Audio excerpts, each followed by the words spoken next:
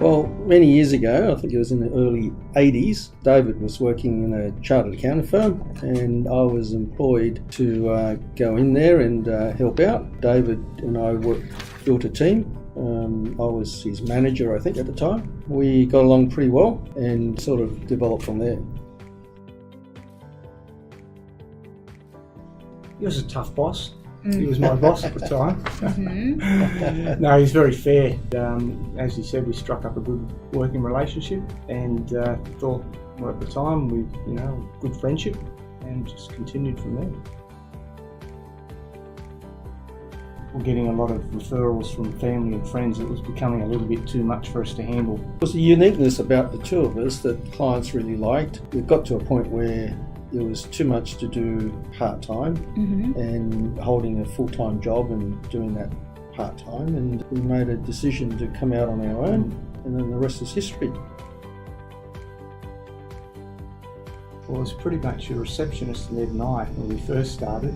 Like any young people starting off a business, you don't have a lot of capital. We were the people that were doing all the work. In fact, sometimes we were even answering the phones and things like that, emptying the bins, the whole lot. As Ed said, from there, as it grew, we then employed some people and took it from there.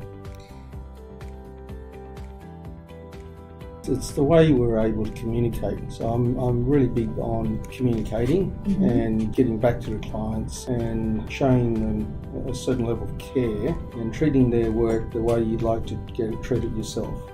That sort of personality that Dave and I both had allowed the business to grow quite significantly. And then over time, we then had to hire people to help us deliver the work, and it sort of grew from there. It's a holistic approach. We could help the person on a salary, and then that person might start a small business, and then we're able to help that person who's started a small business, and then they might branch off into a self-managed superannuation fund. They might buy their own office. They might decide to invest their money in real estate, so we're able to structure it. And then at the same time, what's really important is protecting their assets as well. So we help them not only grow their assets, minimise their tax, but also protect their assets. From my family history, from my uncles, they've all invested in property. My uncle was Chan, who was in the BRW's richest 200 men in Australia, and he made most of his wealth in real estate. So often around the dinner table we'd be talking about real estate. So as a little kid, all I heard was real estate. So naturally, when I got into my own practice, I would talk to the clients about real estate, and that attracted a lot of clients. And then over the years, the clients would come to me as they had problems with their investments. They would come to me to find solutions for these problems. And over many, many years, you accumulate a lot of knowledge and wealth in a particular vertical market. And so we developed a lot of strategies around preventing and eliminating a lot of the problems that occurred in that particular vertical. My father was into conversations around the house we were developing, and he was a property developer. So Ed and I had that sort of interest right at the outset. That helped a lot. But Ed and I also invested together in residential property and commercial properties, and also industrial, and we developed as well. The whole ambit of the property cycles, as far as being in a property cycle for residential, understanding how commercial property works, returns, structuring it correctly for asset protection and negative gearing benefits, all that type of stuff, we did it. So we learnt a lot of it on the job, and we developed a lot of the structures that we, even some today, were developed from our own experiences back then. The trust deeds that were around at the time had a 80-year vesting date, which was really silly because after 80 years the trust would vest, meaning that it would then pass the assets back to the beneficiaries, and that triggered stamp duty and capital gains tax. So that was an impediment of all the deeds that were around at the time. We couldn't have that because a majority of our clients had property. We went looking for a way to get rid of that vesting date. After spending quite a lot of money and research, we found a way around the vesting date. It evolved that way, but we were predominantly interested in looking after small businesses because we were a small business ourselves. So we developed a whole lot of specialty around small business. But small businesses also like real estate, so it sort of went hand in glove with each other.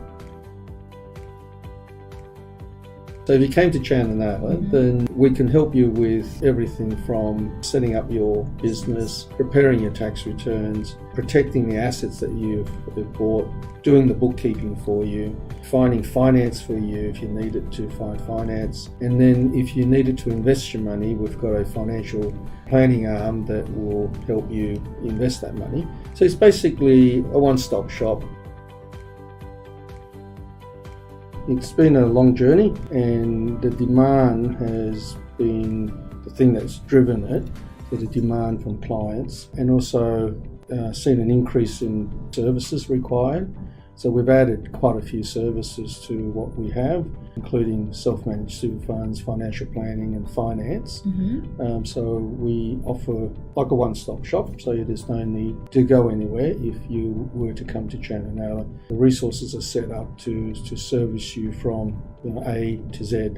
It's a very comforting and good service in that you've got trusted people to take care of you. There's many different types of structures that we advocate or advise clients on depending on the specific situation. We do get a lot of client demand throughout. One of the reasons why we created a wealth planning division is to assist our clients through their retirement, and part of that is the advice that our wealth planning division gives in relation to self-managed super funds and the planning around that.